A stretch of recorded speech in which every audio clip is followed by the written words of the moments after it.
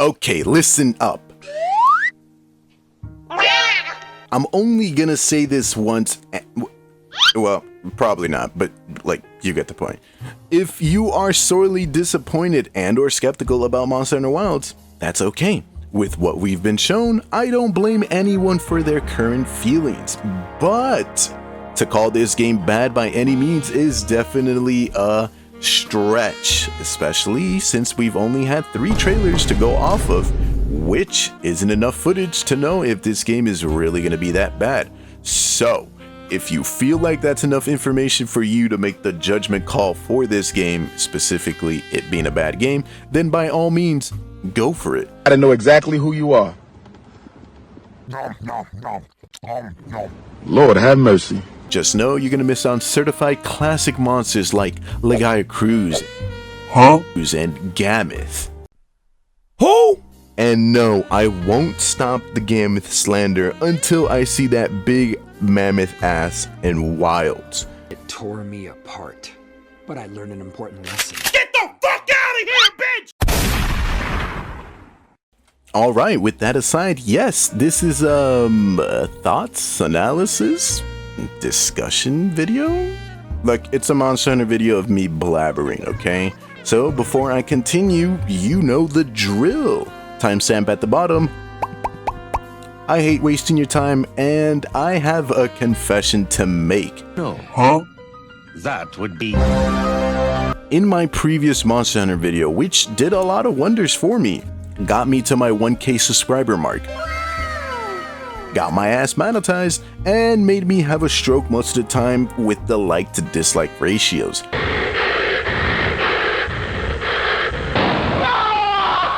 I saw a great amount of people voice their concern about the video, specifically the editing, stating that the video was too loud, overstimulating, and or just too much. And yes, there's the opposite of that same coin where others loved the editing and enjoyed the video, which amazes me because my videos aren't meant to be that impressive in terms of editing. Just goes to show entertainment is a broad spectrum for everyone. No, not that kind of spectrum. But I want to be the first to admit maybe I went a little too hard on it, and moving forward I will be toning it down. Now, does that mean I won't be editing at all? Absolutely not. I will still give you guys the same editing sequences many of you have come to like. ¿Quieres?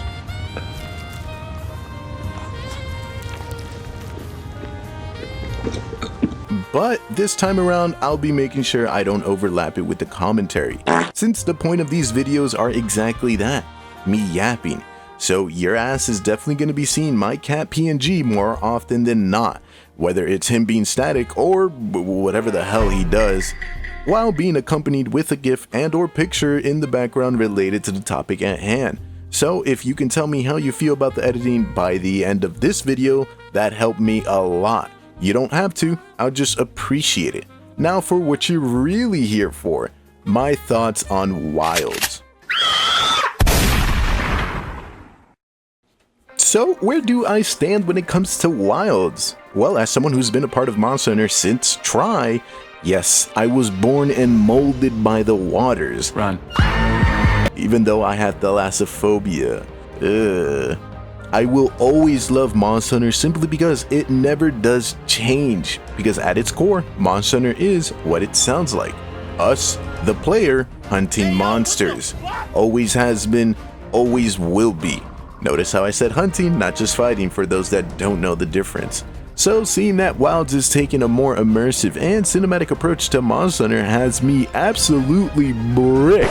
I said excited. But with that laid out, let's talk about the monsters that we've been shown so far for Wilds. And starting down the list, we have Dushaguma. I had to make sure to say it slowly as to not infuriate some of you like a previous monster. Zenagri. And truthfully speaking, I think this beefy monster has to be my favorite one so far. I know I'm not the only person that has a love and passion for monsters that exude big, beefy, and strong aura, and even though he's likely to be an early game boss, no shade on them, I just love the bear/beast figure he's got going. Added with the lion mane, paired with the barbaric tendencies he's shown and finalized with the pug face he adorns, it turns him into this simple, yet beautiful, pugly creature, and I love him every second for it. Okay, enough of me gushing. The next monster on the list would be Chatacabra, because we got another amphibian monster added to the roster. Rejoice, hunters! Look, I love the whole silverback gorilla thing he's got going with his design, and my only gripe with him really would be that I just wish he was a bit bigger than what he was shown in the gameplay part of the trailer, Capcom. You don't know how much I loved the huge aura he exuded in his cinematic intro. Huh? But then it quickly falls short when I see how tall he really is compared to the hunter. And last on the list is Balahara. And to be honest, I'm quite neutral about his design. It's not something I'm absolutely losing my shit for, and it's not something that's genuinely bad, at least to me. I love the whole Leviathan earthworm aesthetic he's got going for him, and it slowly becomes creepier the longer you look at him, which is good. This is the kind of monster design they should typically aim for. Hello? And no, not you. I can always appreciate a good desert monster design, especially ones that integrate the idea on how this monster would move on the sand. So, good on you, Capcom. We all, mostly, love these monsters' design. So, to wrap it up, let me give it my personal scoring. Oh my god, bro. 7 out of 10, 6 out of 10, Huh? 6 out of 10. I know some of you are gonna lose your shit. This is my personal scoring, but I can put my personality to the side and look at them for what they are. And if that would be the case, I would go with 5 out of 10, 7 out of 10, 6 out of 10. Look, I'm a big enough boy to put my likings to the side and see them for how they are. With that said, who the f is this? Obviously, we've only gotten like a 4-second clip of this boy, but this whole railgun thing he's got going? Oh yeah, I'm fucking digging it, bro. I can't wait to see more of this monster.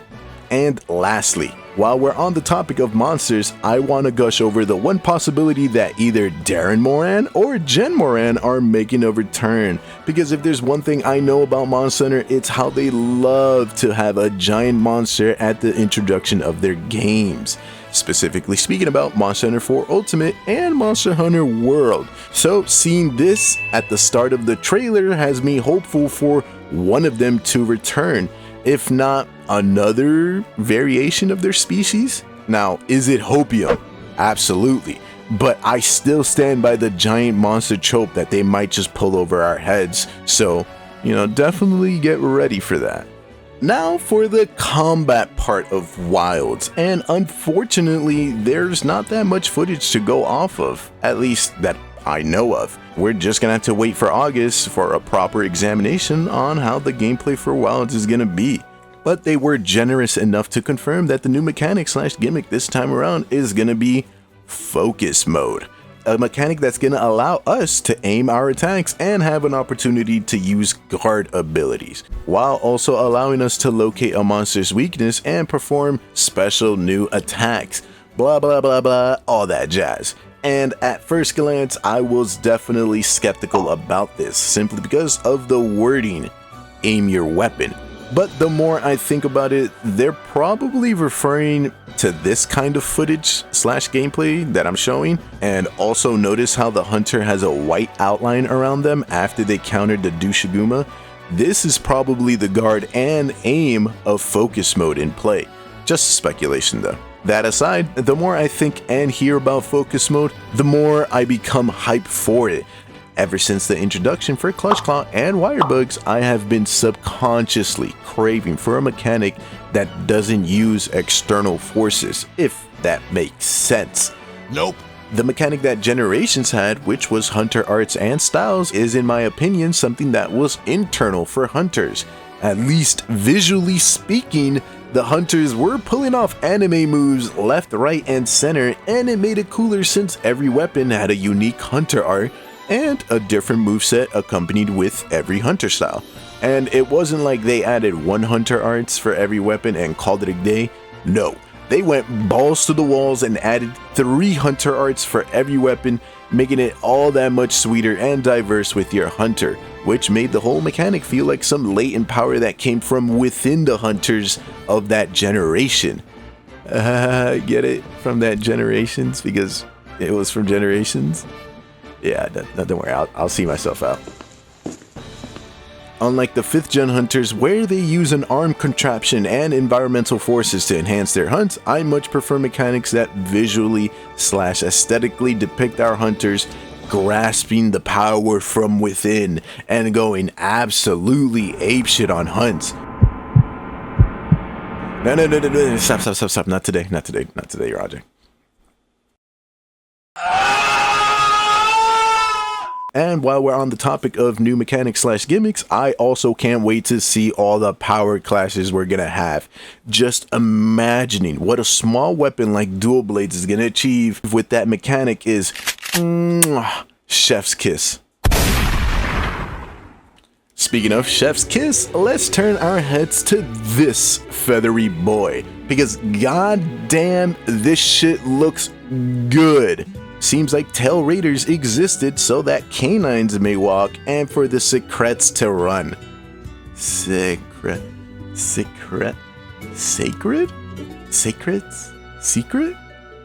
Oh my god, Zanagre.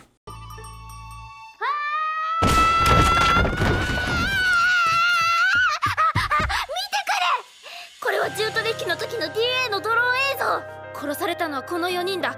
これが犯人に流出して顔がバレてたんだ。 Look, this chicken is gonna be our mount this time around, and all things considered, at least in terms of footage, it is safe to say I am very well pleased with this friendly companion we're gonna have.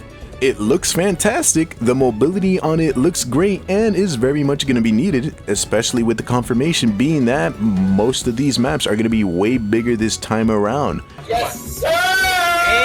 Alongside with it existing, it's bringing a new feature / mechanic that's going to allow us to weapon swap between 2 weapons of our liking, to which I have to say, finally I can wield my let's give this weapon a shot again and my you've embarrassed me for too long weapons. It's going to be great knowing that the monster is at my mercy, but this does bring a concern to me.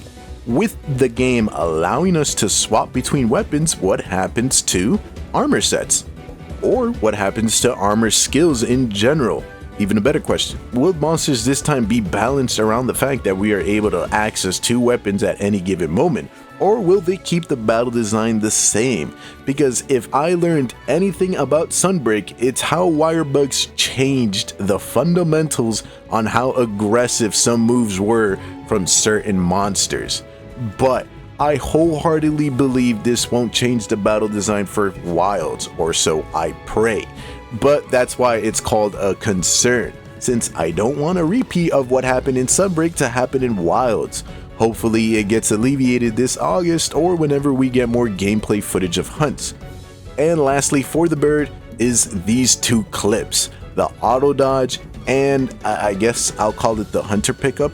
From what I've researched, I haven't been able to get any traction on these 2 clips from any of the interviews. So my concern / question is, how often may these actions occur? And is this something that happens automatically? I feel the auto dodge may be something that happens on specific moves, and as for the hunter pickup, that may as well be something we manually activate. And look, once again, I'm okay with these kinds of things being in the game. Definitely keeps me immersed with my secret and is gonna make me love them more.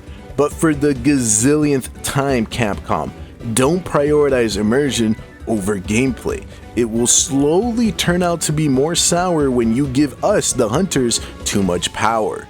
All in all, I think our mount companion is a great addition towards the game, and these small concerns will likely be addressed by either you guys or with more footage / gameplay to come.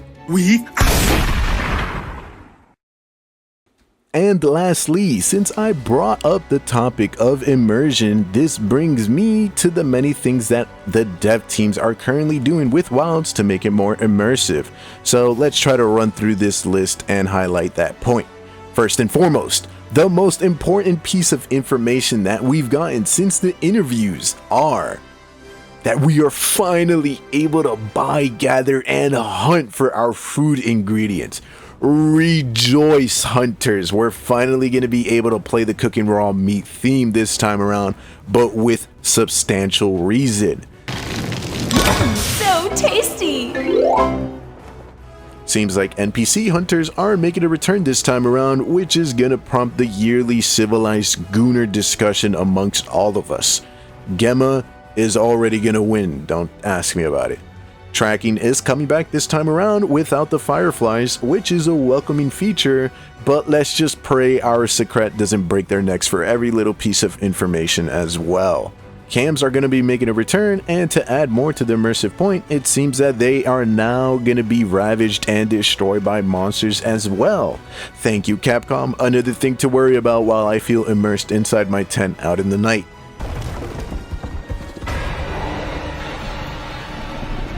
Seasons are now going to be a reality, and it's going to shape on how small monster interactions take place and affect the ecosystem. So my documentary YouTubers, I am ready to feast on your content once this game drops. Gimme. Mantles are coming back, and I pray, Capcom, you learn from the modding community and make them transparent or something, because some of the mantles look you know, and no disrespect, but I'd rather not see it. Palicos are now able to talk, and I would be surprised like most of you, but after what I suffered in Stories and Stories 2, this is a warm welcome instead. And last but not least, apparently there's gonna be a huge ripple/domino effect with the small herbivores and carnivores out there. The monsters are supposedly gonna act more realistic this time around, where if a herd of herbivores are laying about and the carnivores come to feast, the herbivores will disperse and roam amongst the map, forcing the carnivores to spread and find them. And I assume this applies for big monsters as well, which is drastically gonna change where we assume a big monster may be, since they're gonna be out and about looking for food, and that's gonna be a wild card because of this effect, which I'm personally gonna fall in love with. This game as a whole is looking to be extremely beautiful, and I love the whole immersive and cinematic approach they are going with this time around. Really just validates all of the previous generation's trailers/intros we've gotten, as we are really getting one step closer with each iteration to making them a gameplay experience instead. And I'm all for it. I've said this like what, a millionth time, but Monster Hunter is and will most likely always be my favorite video game series, simply because the devs know what they are doing, and they have been since my first introduction to this game. So this one is out for you guys. Hopefully come August or whatever news drop we get next, we all get hyped for this game, because I am fucking elated. Also, if you don't believe me, this is my first and only bingo card for Monster Hunter Wilds. I know it looks beautiful. It just goes to show that I am an avid Gammoth fan. So when I say I am tired of this Faded 3 shit, it's because I want her time to shine. Capcom, stop fucking dicking around and give her what she deserves. If there is any time, it is now. Because if she does not get in this generation, I'm gonna go fucking ballistic, bro.